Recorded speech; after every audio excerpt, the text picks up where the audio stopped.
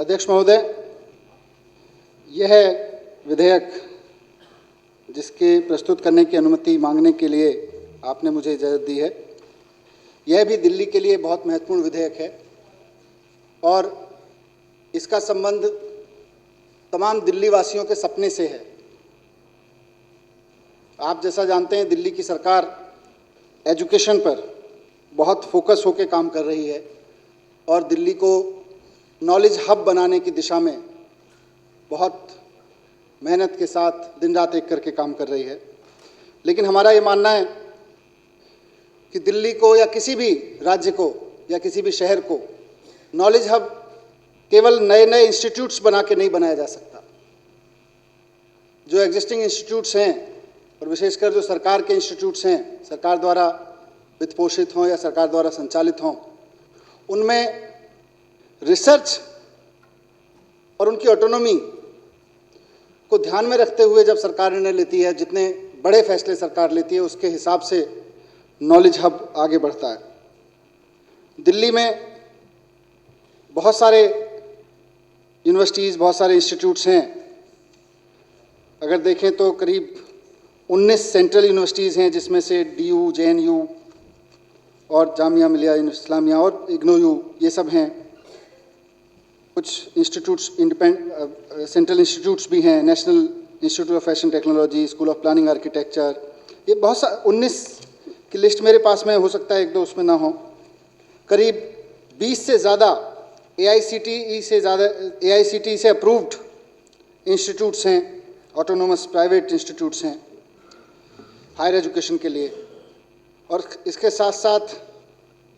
दिल्ली की state universities हैं, Indraprastha university, Delhi technology university DTU, NLU, IIIT Delhi, Ambedkar university है, Indira Gandhi Delhi technical university for women है। अध्यक्ष महोदय, ये और इसके साथ साथ कुछ अच्छे इंस्टीट्यूट्स हैं दिल्ली में, जैसे जिनमें से NSIT एक है जिसका संबंध इस विधेयक से है। ये DU से संचालित एक कॉलेज है। और भी कुछ हैं जिन मैं सबके नाम लिस्ट में मेरे पास उपलब्ध नहीं है और मैं यहाँ सदन का समय उसमें ज़ाया नहीं करना चाहता। लेकिन क्योंकि आज जिस विधेयक को मैं प्रस्तुत करने की आपसे अनुमति मांग रहा हूँ, सदन से अनुमति मांग रहा हूँ, वो विधेयक नेताजी सुभाष इंस्टीट्यूट को नेताजी सुभाष यूनिवर्सिटी में बदलने के रूप में, यूनिवर्सिटी के रूप में स्थापित करने का एक प्रयास है और ये प्रयास पिछले 20 साल से लंबित है। पिछले दिनों मुझे ये इंस्टीट्यूट में जाने का मौका मिला वहाँ के एक कार्यक्रम में, और वहाँ छात्रों के बीच, अध्यापकों के बीच, पूरा फैकल्टीज़ के बीच वहाँ के पूरा जो एनर्जी दिखी, जो ऊर्जा मुझे वहाँ दिखी, मुझे लगा कि दिल्ली में वो दम तो है कि एक दिन अगर ठीक से मेहनत की जाए तो दिल्ली के इंस्टीट्यूट्स वर्ल्ड क्लास इंस्टीट्यूट्स बन सकते हैं दिल्ली के। और उस दिन वहाँ से मैंने एक सपना देखा कि क्या हम कोई ऐसा समय देख सकते हैं आने वाले समय में दिल्ली में कि दिल्ली के इंस्टीट्यूट्स पूरे ऑटोनॉमी से काम करते हुए, पूरे विजन से काम करते हुए दुनिया के टॉप 100 इंस्टीट्यूट्स में शामिल हों, फिर टॉप 10 इंस्टीट्यूट्स में शामिल हों। वो सपना वहाँ से एक देखा और उसके बारे में मैंने अपने शिक्षा विभाग के वरिष्ठ अधिकारियों से, शिक्षा सचिव से, इंस्टीट्यूट के डायरेक्टर से, इन सब के साथ चर्चा हुई, काफ़ी लंबी चर्चा हुई और उसी में ये निकल के आया कि इंस्टीट्यूट की वो ऊर्जा बार बार एक्सप्लोर होना चाहती थी। पिछले 20 साल से बार बार कोशिश की जा रही थी कि एक इंस्टीट्यूट जो अभी इंस्टीट्यूट की सीमा में है, DU के कॉलेज की सीमा में रह के काम कर रहा है, वहाँ रिसर्च की, वहाँ एग्जामिनेशन प्रोसेस की, वहाँ वो ऑटोनॉमी नहीं है जो उस ऊर्जा को चाहिए। वो बार बार चाहते थे कि किसी तरह से अगर इसको यूनिवर्सिटी का दर्जा मिले तो पूरे रिसोर्सेज और पूरी एनर्जी का इस्तेमाल दिल्ली के हित में किया जाए और दिल्ली की हायर एजुकेशन को एक नई ऊंचाइयों पे पहुंचाया जाए। पर पता नहीं किन कारणों से, मुझे अभी तक समझ नहीं आया, ये भी एक रिसर्च का विषय है, पर पता नहीं किन कारणों से बार बार कैबिनेट तक भी फैसला हुआ तो उसके बावजूद उसको टर्न डाउन कर दिया गया। वो कभी सदन का मुंह देख नहीं पाया वो विधेयक। जब मैंने इसके बारे में समझा, देखा,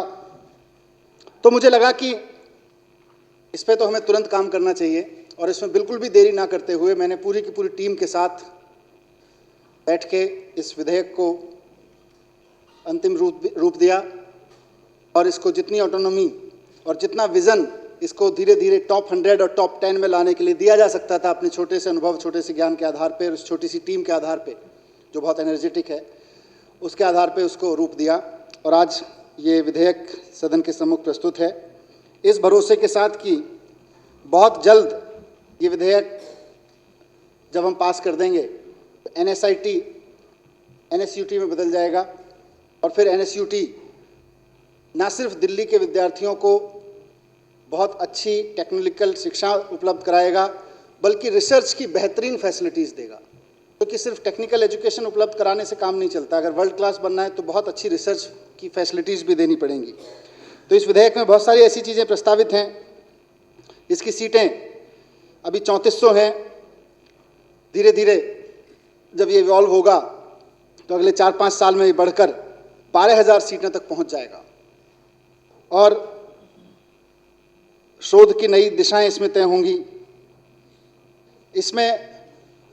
इंटरनेशनल एक्सपीरियंस जोड़ने के लिए, उसको स्थान देने के लिए 20% अतिरिक्त सीटें NRIs और PIOs और विदेशी विद्यार्थियों के लिए होंगी। ये अतिरिक्त सीटें हैं। इसको स्टार्टअप कैपिटल बनाने में बहुत बड़ी भूमिका ये संस्थान निभाएगा।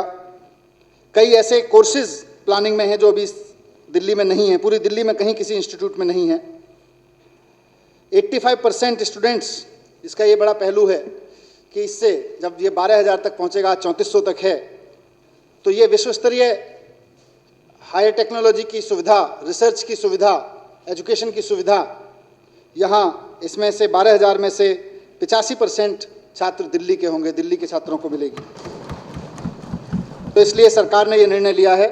और इससे संबंधित विधेयक को अब मैं सदन के समक्ष प्रस्तुत करने की इजाज़त चाहता हूँ।